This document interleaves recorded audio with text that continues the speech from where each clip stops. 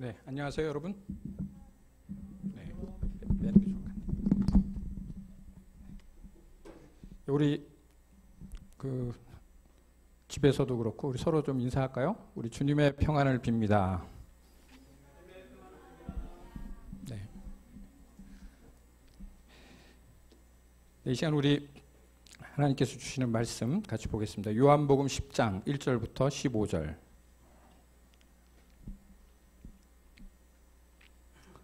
요한복음 10장 1절부터 15절. 우리 스크린에 있는 걸로 보겠습니다. 우리 표준 세번역인데 제가 1절 읽고 여러분 짝수절 읽고 번갈아 가면서 우리가 읽도록 하겠습니다. 내가 진정으로 너희에게 말한다. 양 우리에 들어갈 때에 문으로 들어가지 않고 다른 곳으로 넘어 들어가는 사람은 도둑이요 강도다. 문지기는 목자에게 문을 열어주고 양들은 그의 음성을 듣는다. 그리고 목자는 자기 양의 이름을 하나하나 불러서 이끌어 나간다.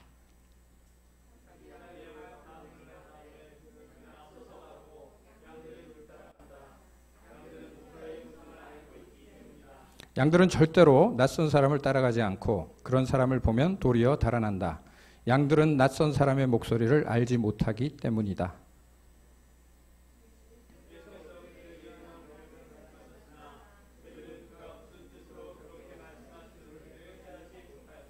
예수께서 다시 말씀하셨다. 내가 진정으로 너희에게 말한다. 나는 양들이 드나드는 문이다.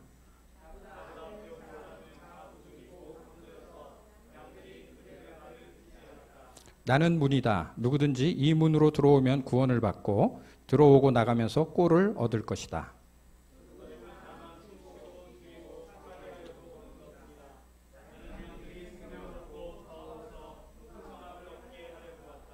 나는 선한 목자다. 선한 목자는 양을 위하여 자기 목숨을 버린다.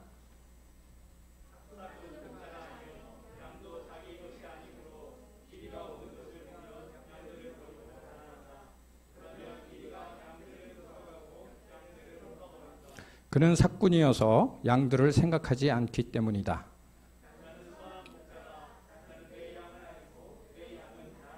다 같이. 그것은 마치 아버지께서 나를 아시고 내가 아버지를 아는 것과 같다. 나는 양들을 위하여 내 목숨을 버린다. 우리 전 세계 크리스찬들이 가장 사랑하는 성경이 있다 그러면 시편 23편이라고 할 수 있습니다. 이 시편 23편을 최근에 이렇게 패러디했더군요.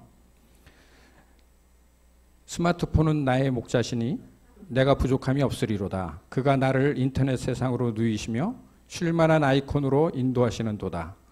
내가 사망의 음침한 골짜기로 다닐지라도 해를 두려워하지 않는 것은 게임이 나와 함께 하심이라. 스마트폰의 트위터와 카톡이 나를 위로하시나이다. 수많은 팔로워들이 내게 상을 베푸시고 유튜브가 내 마음을 감동시키니 내 눈이 황홀해지나이다. 나의 평생에 모든 앱이 나를 따르리니 내가 스마트폰 안에 영원히 거하리로다. 좀 실감이 나시나요? 여러분의 목자는 누구입니까? 목자는 시편 23편을 본다라는 책이 있습니다. 그 영어를 번역하면 그런 건데 한국어로는 양과 목자라고 그렇게 해서 번역이 돼 있더라고요. 이 책의 저자인 그 필립 켈러가 실제로 목장 주인으로 경험한 그 경험을 토대로 이 양에 대해서 책을 썼어요. 특별히 시편 23편에 나오는 내용을 더 깊게, 더 확실하게 경험적으로 설명해 주고 있습니다. 이 필립 켈러는 캐나다 토론토 대학을 나온 토양학자예요. 그는 이 책에서 양에 대해서 이렇게 말하고 있습니다. 양이라고 하는 동물은 참으로 나약한 동물이다. 그렇죠? 뿔도 없고 물어찢을 수 있는 날카로운 송곳니도 없고 뱀같이 독도 없습니다. 다른 짐승처럼 이 사나운 발톱도 없어요. 그저 무방비적이고 나약한 동물입니다. 자기보다 작은 동물한테는 또 꼼짝 못하고 먹혀 죽는 그런 약한 동물입니다. 그야말로 순하고 착한 양이에요. 그러한 양의 특징이 있어요. 필립 켈러는 이렇게 말합니다. 양은 고집이 세고 보수적 습관이 강한 동물이다. 양은 고집이 세고 보수적 습관이 강한 동물이다. 여기 문제가 있습니다. 제멋대로 내버려 두면 길이 생길 정도로 같은 길만 가요. 그래서 중동 지역을 가다 보면 아주 넓은 산이 있고 그 산에 오선지를 그려놓은 것 같은 길들이 있습니다. 줄줄이 길이 있는데 사진에 우리 스크린에 보면 사진 있는데요. 길이 있는데 저 길이 양떼가 그 길로만 계속 다녀서 생긴 길이에요. 그러니까 자기 다니는 길로만 계속 다니는 것이죠. 그래서 아주 땅을 못 쓰게 만든다고 합니다. 그런가 하면 같은 언덕에서 풀을 뜯어먹는다는 거죠. 한 번 먹기 시작하면 그 언덕에서만 계속 풀을 뜯습니다. 그래서 양을 한 곳에 머물도록 그대로 내버려두면 그 산이 완전히 못 쓰게 되고 황폐하게 되고 맙니다. 양은 철저하게 보수적인 또 고집이 센 그런 동물이라는 것이죠. 그런가 하면 또 이 양의 특징은 자기 방어의 힘이 약합니다. 여러분 풍뎅이가 한번 자빠지면 자기 힘으로 일어서지 못하듯이 양도 마찬가지입니다. 양은 뒤집힌 채로 뜨거운 해 아래서 몇 시간이 흐르면 죽게 돼요. 왜냐하면 위에 가스가 차서 혈액순환을 방해하기 때문이라고 합니다. 양은 이 세 가지 경우에 잘 뒤집혀요. 첫 번째는 오목하고 푹신한 곳에 눕는 습성이 있는데 발을 헛디뎌서 구르게 되면 뒤집어지고 만답니다. 또 둘째로 털이 너무 길게 자라면 이 풀이나 엉겅퀴에 이게 붙어서 이것 때문에 발을 헛디뎌서 또 뒤집어지고 만대요. 또 세 번째는 살이 많이 찐 뚱뚱한 양은 뒤집어지기 쉽답니다. 그래서 목자는 이 첫 번째 양은 너무 편하지 않은 초장으로 인도하고 두 번째 양은 직접 면도칼로 이 치렁치렁하고 더러운 털을 깎아줍니다. 그리고 세 번째 양은 거칠고 맛없는 식사를 제공해서 체중 감량을 유도한다고 합니다. 양은 공격적이지가 않아요. 그래서 이 또 다른 양의 특징은 순하고 복종을 잘합니다. 사자나 이리 또 뱀 같은 억센 짐승 앞에서는 꼼짝 못하죠. 그래서 이사야서 53장 7절에서 십자가에 못 박히신 예수님을 가리켜서 뭐라고 말씀하냐면 도살장으로 끌려가는 양으로 비유를 했습니다. 시편에서도 우리가 매일 도살할 양같이 세상에서 살고 있다라고 말씀하고 있습니다. 양은 자기 방어의 힘이 약한 만큼 목자의 소리에 잘 따릅니다. 그러나 조금만 방심하면 웅덩이에 빠져버리고 말죠. 결론은 뭐냐면 양에게는 꼭 목자가 있어야 한다는 거예요. 만일에 멋대로 하도록 내버려 두면 양들은 다 죽어버리고 만다는 거죠. 자연도 망치고 자기도 죽고 그래서 멋대로 하지 못하도록 옮겨야 돼요. 이동을 시켜야 됩니다. 환경을 바꿔줘야 돼요. 그래서 목자가 양들을 인도해서 그 다음 초장으로 또 다음 초장으로 계속 이 초장을 옮겨줘야 합니다. 그래야 풀밭도 살고 목장도 살고 양도 살 수 있다고 그렇게 말하고 있어요. 그래서 이 양의 특징은 항상 목자와의 관계에 있어요. 그래서 우리는 이 양처럼 목자를 떠나서는 살 수가 없다는 것입니다. 오늘 성경에서 예수님께서 나는 선한 목자다라고 말씀하고 있습니다. 양에게 또 하나의 특징이 있는데 그것은 뭐냐면 양들은 떼를 지어서 무리로 산다는 것이죠. 우리가 인생을 살면서 결국 우리는 사람들과 함께 삽니다. 문제도 사람하고 사는 데서 나와요. 그래서 사람과 안 살면 간단한데 사람하고 살려고 하니까 문제죠. 그래서 우리에게 가장 큰 문제는 가족이나 이 부부간의 갈등입니다. 뭐 직장이 마음에 안 들면 그만두면 되고 또 학교가 안 맞으면 옮기면 됩니다. 그런데 부부는 이게 떠날 수가 없어요. 가족 부부간에 이미 만났기 때문에 잘 살아야 되죠. 떠나지 못하고 살아야 할 관계가 둘이 있는데 하나는 가족이고 부부고 또 하나는 바로 예수님과 나와의 관계입니다. 우리는 예수님을 떠나서 살 수 없어요. 저는 오늘 여러분과 함께 이 요한복음 우리가 너무 유명한 말씀이지만 이 요한복음 10장 말씀을 통해서 우리와 이 목자이신 예수님과의 관계를 좀 돌아보고 새롭게 하는 그런 시간 가질 수 있기를 바랍니다. 오늘 예수님께서 뭐라고 말씀하시죠? I am statement이라고 그러죠. 나는 뭐뭐다라고 말씀하실 때 나는 선한 목자다라고 그렇게 선언하고 있습니다. 예수님은 거짓 목자가 어떠한 것인지를 폭로하시면서 이 선한 목자에 대해서 얘기해요. 그래서 요한복음 10장 1절에 바로 뭐라고 얘기하냐면 저들은 도둑이요 강도요라고 했습니다. 저들은 양의 문으로 들어가지 않고 다른 곳으로 넘어 들어가는 자라고 했어요. 또 5절에 보니까 저들은 낯선 사람이다. 그 이유는 저들은 양을 모르고 양도 저들의 음성을 모르기 때문이라고 그렇게 말씀합니다. 10절에서 저들은 도둑이라고 또 얘기하고 12절에 뭐라고 말씀하냐면 삭군이라고 했습니다. 저들은 양의 우리 안에 가만히 들어와서 양을 도적질하고 멸망시키려고 하는 자들이라고 했어요. 저들은 양도 자기 양이 아니기 때문에 이리가 오는 것을 보면 어떻게 합니까? 양을 버리고 달아나 버린다라고 했어요. 저들이 달아나는 것은 삭군이기 때문이다. 13절에서 말씀합니다. 결정적으로 12절에 보니까 이 삭군은 목자가 아니다라고 그렇게 말씀합니다. 그러니까 저들에게는 목자로서의 자격이 전혀 없다는 그런 뜻이 됩니다. 이러한 거짓 목자, 삭군 목자하고 달리 선한 목자가 있다는 거죠. 여기서 우리가 주목해야 될 단어가 바로 이 선하다라는 단어예요. 그러니까 신약 성경에서 이 선하다라는 단어와 이미지의 좀 더 원래적이고 정확한 의미를 우리가 좀 찾아볼 필요가 있습니다. 성경에서 이게 두 가지 경우에 사용이 되는데 첫 번째는 그중 하나가 아가도스라는 단어예요. 예를 들면은 마태복음 5장 45절에 악인과 선인에게 똑같이 비를 내린다라고 할 때 이 선인, 여기 악인과 선인, 착한 사람이라고 하면 착하다. 또 디모데전서에도 보면 디모데전서 1장 9절에 보면 믿음과 선한 양심을 가지십시오라고 되어 있어요. 여기서의 그 선한 양심은 착한 양심이라고 해석할 수가 있습니다. 그리고 빌립보서 1장 6절에 우리가 잘 아는 말씀인데 너희 안에 착한 일을 시작하신 이가 그리스도 예수의 날까지 이루실 줄을 우리는 확신하노라. 해서 착한 일, 이게 아가도스예요. 그러니까 착하다는 말은 도덕적으로 선하다라는 의미를 얘기합니다. 이게 첫 번째 선하다라는 거고요. 또 하나가 있습니다.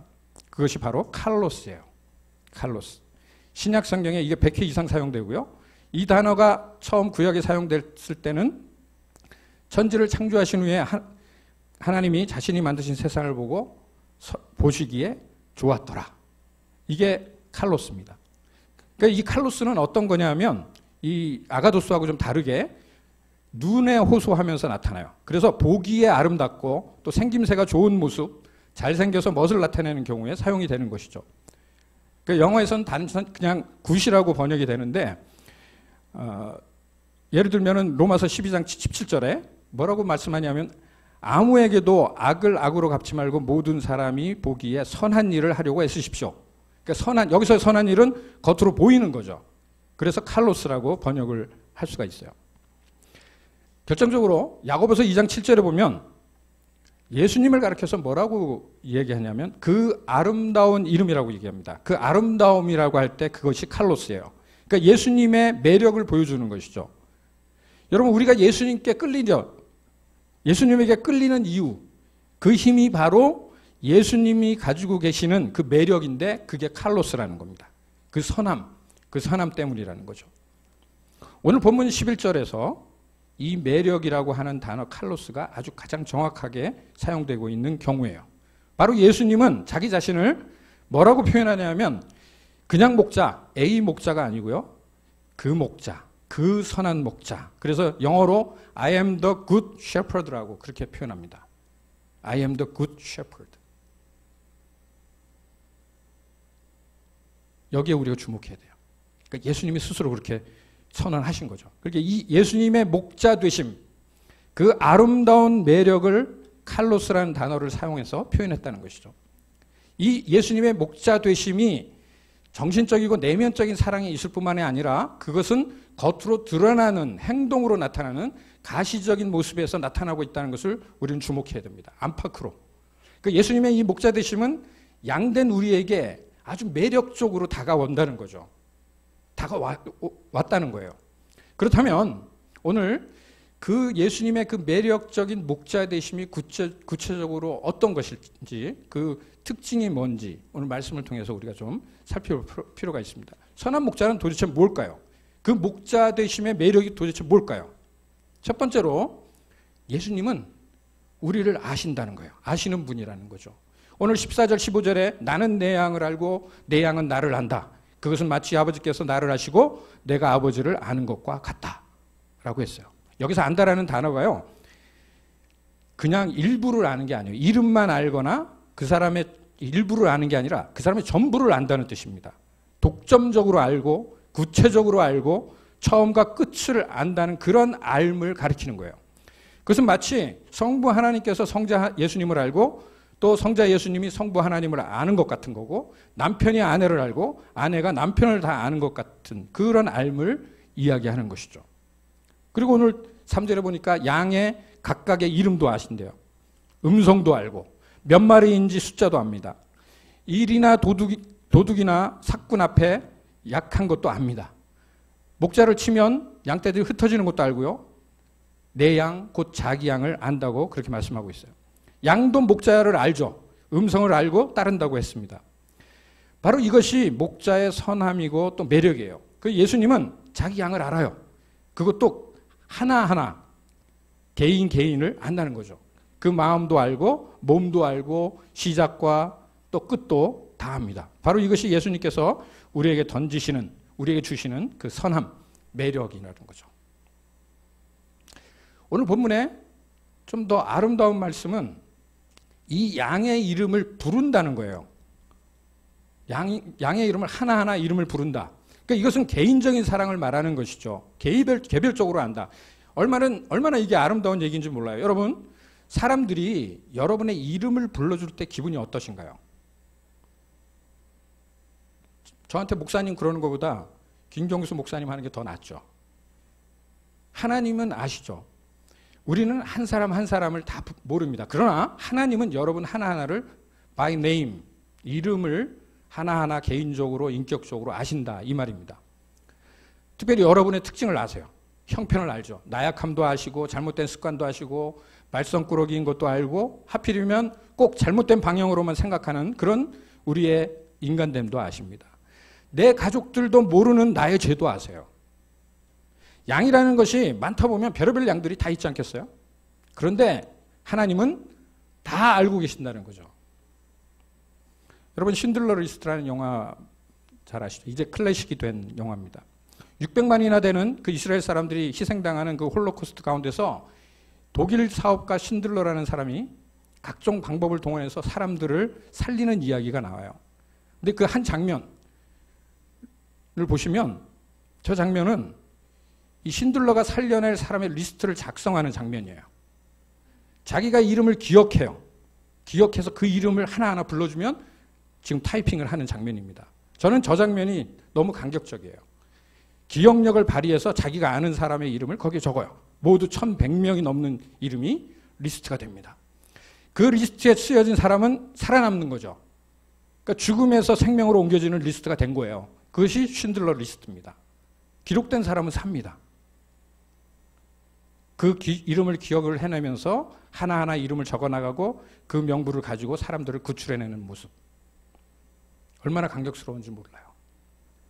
여러분, 하나님은 우리의 이름을 생명책에 기록하셨다고 그렇게 말씀합니다. 절대로 나의 이름을 잃어버리지 않겠다. 너의 한 명 한 명을 인격적으로 또 개인적으로 알고 또 사랑한다고 그렇게 말씀해주고 계십니다.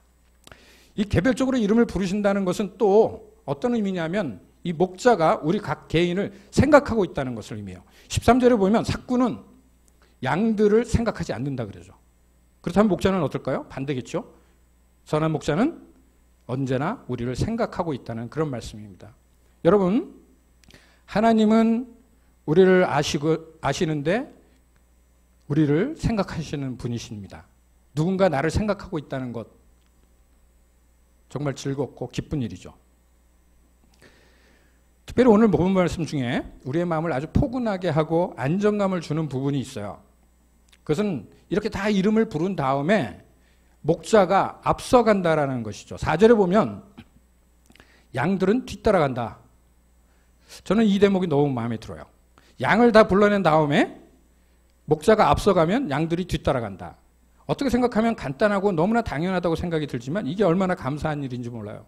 여러분, 서양 목자하고 중동 지방의 목자가 다르다는 것 아세요? 서양 목자는 그 양들을 뒤에서 몹니다. 자, 생각해 보세요. 가축을 앞에다 놓고 몰게 되면 어떻게 됩니까? 서부 영화 보셨어요? 소나 양떼를 몰 때 양떼를 앞서가게 하고 뒤에서 모는 겁니다. 곁길로 가는 놈 붙들어오고 또 이리 때리고 저리 때리고 하면서 앞으로 그냥 몰고 가는 거죠.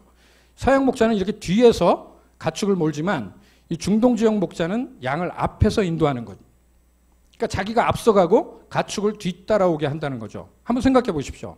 앞에다 놓고 뒤에서 몬다는 것은 대단히 위협적인 거예요. 엉뚱한 곳으로 잘못된 길로 가는 놈은 때려가면서 인도합니다. 그런데 앞서서 간다고, 앞에서 간다고 할 때는 어떻습니까? 이때 목자는 양이 자기를 따라올 것을 믿고 있는 거죠. 제가 터키에 2번째 방문했을 때 에베소 근교에, 도시 근교에 양떼를 치는 목자를 발견했어요. 그 목자가 모는 양이 한 300마리 정도 됐던 것 같아요. 상당히 큰. 너무 아름다운 모습이에요.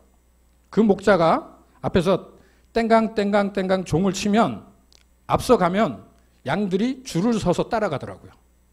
한 놈도 이탈하는 놈이 없었습니다. 얼마나 아름다운 장면인지 여러분 상상이 가시나요?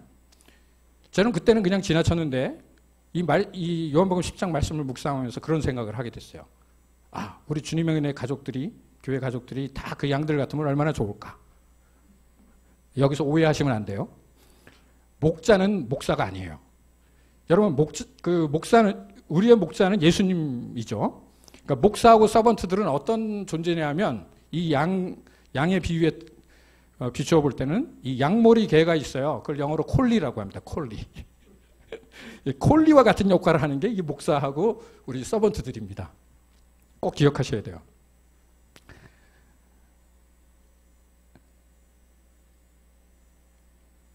아무튼 참 아름다운 장면이죠. 여러분, 여기서 우리가 반대로 생각해야 될 게 뭐냐면 목자는 양을 믿어요. 우리가 목자를 믿는 게 아니라 목자가 양을 믿습니다. 양들이 따라올 거라고. 그러니까 그 가운데는 말썽꾸러기도 있고 고집 센 놈도 있죠. 또 가끔 가다가 쓰러지는 놈도 있고 또 비틀거리는 놈도 별놈 다 있는 겁니다. 다 알지만 꼭 따라올 거라고 믿어요. 그리고 목자는 앞서가고 양들은 따라와요. 뭐 한 놈 파는 놈도 있죠. 그러나 결국은 다 따라온단 말이죠. 이것이 목자의 믿음입니다. 목자의 믿음. 양이 목자를 믿고 따라가는 것만 중요한 것이 아니라 목자가 양을 믿고 있는 거죠. 그렇기 때문에 앞서가는 거예요. 목자가 앞서가면 졸졸졸 따라온다는 거예요. 얼마나 아름다운 관계입니까? 거기서 믿음이 있고 신뢰가 있는 거죠. 사랑이 있는 거예요. 목자는 양을 믿습니다. 앞서가면 따라와요. 그냥 이리 가고 저리 가다가도 따라옵니다. 이걸 여러분 잊지 마세요. 목자는 앞서가면서 모든 위험을 자기가 먼저 당해요. 맹수를 만나도 먼저 만나고 함정을 만나도 자기가 먼저 겪고 먼저 고난을 당합니다. 양들은 믿고 안심하고 그를 따라가는 거죠. 그러니까 전적으로 믿고 따르는 것, 조금도 의심하지 않는 것. 그러기에 하나도 흐트러지지 않고 300마리나 되는 양이 줄줄줄 이렇게 따라갈 수 있다는 말이죠. 예수님은 선한 목자세요. 이 선한 목자이신 그 예수님은 우리를 잘 아신다 그랬어요. 그리고 우리를 생각하시고 우리의 이름을 부르시고 우리를 인도하십니다. 그 선한 목자는 결국 양을 위해서 자기 목숨을 버린다는 거죠. 11절에 나는 선한 목자다. 그리고 선한 목자는 양을 위하여 자기 목숨을 버린다라고 말씀하고 있습니다. 17절에도 우리가 읽지는 않았지만 그것은 내가 목숨을 다시 얻으려고 내 목숨을 버리기 때문이다고 했으며 18절에서는 내가 스스로 원해서 내 목숨을 버린다라고 말씀하세요. 이 버림은 자발적인 거예요. 그러니까 이것이 예수님의 칼로스입니다. 매력이에요. 예수님의 선함의 클라이맥스. 그것은 예수님이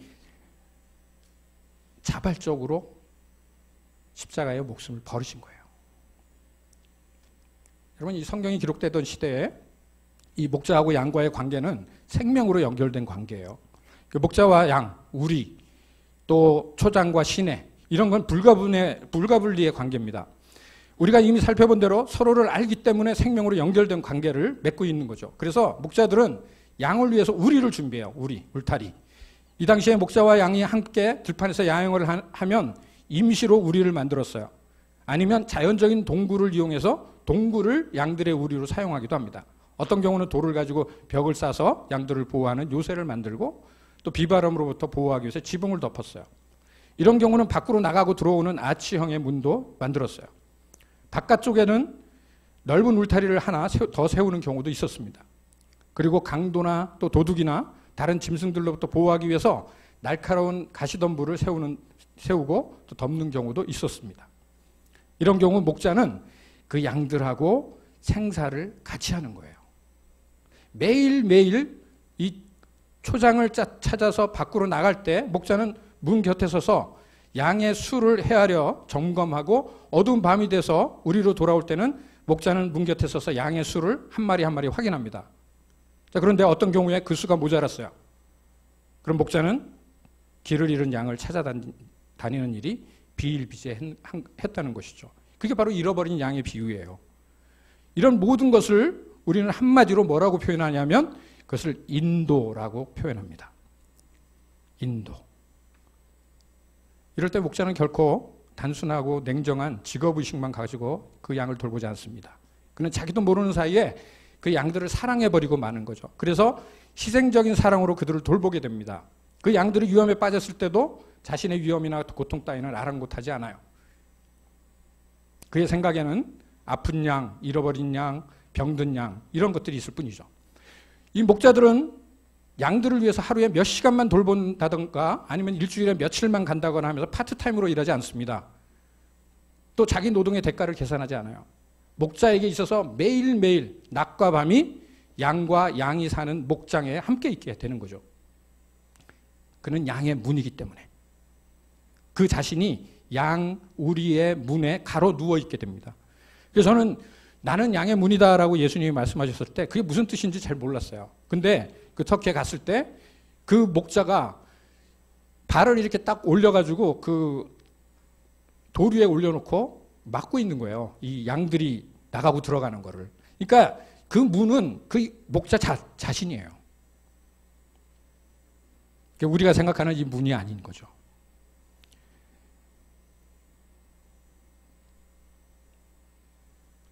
목자에게는 자기 사랑 이전에 양을 사랑하는 것이 있었고 양을 위한 희생이 목자의 목자됨의 전부라고 말할 수 있습니다. 바로 여기에 목자된 자신의 존재의 의미와 목적과 보람을 느끼게 되는 거죠. 이러한 목자적인 삶을 가르쳐서 양들을 위하여 목숨을 버린다라고 말할 수 있는 겁니다. 그런 목자가 바로 선한 목자, 또 매력 있는 목자라고 성경은 말씀하고 있어요. 사랑하는 여러분, 예수님의 십자가의 죽음과 희생이 바로 이 목자 되심의 매력의 결정체인 것입니다.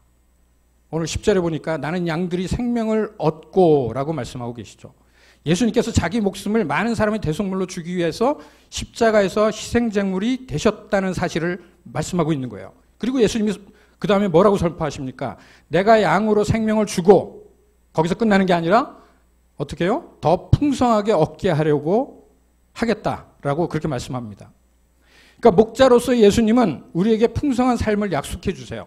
우리가 필요한 것은 오직 예수님이죠. 다른 것들이 필요한 것이 아니에요. 그래서 우리가 제일 먼저 해야 될 일이 여러분 우리가 해야 될 일이 뭐냐면 예수님을 목자로 우리가 모셔야 돼요. 목자로. 그게 첫 번째입니다. 우리 가운데 아직 예수님을 목자로 모시고 살지 않으신 분이 계시다면 오늘 그 목자를 예수님을 나의 목자로 이렇게 모시겠다는 결단을 먼저 하시기 바랍니다. 리거렌 목사님이 이 예수님이 우리의 목자이시다라는 것을 이 시편 23편을 또 다르게 이렇게 해석하면서 이건 뭐 패러디라고 할 수는 없고 그걸 나름대로 해석을 했는데요. 제가 한번 읽어드릴게요. 내가 목자를 안다면 두려워할 것들이 하나도 없다. 주님께서 나의 목자이기 때문에 가난을 두려워할 필요도 없다. 주님이 나의 목자이시면 나는 필요한 모든 것을 다 가지고 있는 것이다. 주님이 나와 함께 하심으로 외로울 필요가 없다. 주님께서 나를 바른 길로 인도하심으로 실수를 두려워할 필요도 없다. 주님께서 내 영혼을 소생시키심으로 실패를 두려워할 필요도 없다. 주님의 선하심과 인자하심이 평생 나를 따르기 때문에 미래를 두려워할 필요도 없다. 내가 주님의 집에 영원히 함께 살 것이기 때문에 죽음까지도 두려워할 필요가 없다. 이런 양과 목자의 복된 관계를 매일매일 고백하는 그런 삶을 사는 저와 여러분이 되기를 바랍니다. 여러분, 목자라 그러면 아까도 말씀드렸지만 목사만 생각하시나요? 그러시면 안 돼요. 절대 그렇지 않습니다. 우리는 이 땅에 살면서 어떠한 형태로든지 부모로서 또 신앙의 선배로서 직장에서 선임자로서 어떤 형태로든 목자의 역할을 해야 할 위치에 있게 돼요. 그러니까 우리 모두는 목자가 하는 일을 알 필요가 있고 또 그렇게 실천할 필요가 있습니다. 그 목자의 매력이 뭔지를 알 필요가 있어요. 그래서 목자는 실질적으로 여러분들이 지금 이미 하고 있는 일들인데 4가지 일을 합니다. 첫 번째는 목자는 제공해줘요. 먹을 것, 그 다음에 안식처, 이걸 제공해줍니다. 우리 사람들이 필요로 하는 아주 기본적인 것들을 제공해주는 것이죠. 두 번째는 목자는 보호해줍니다. 우리를 적으로부터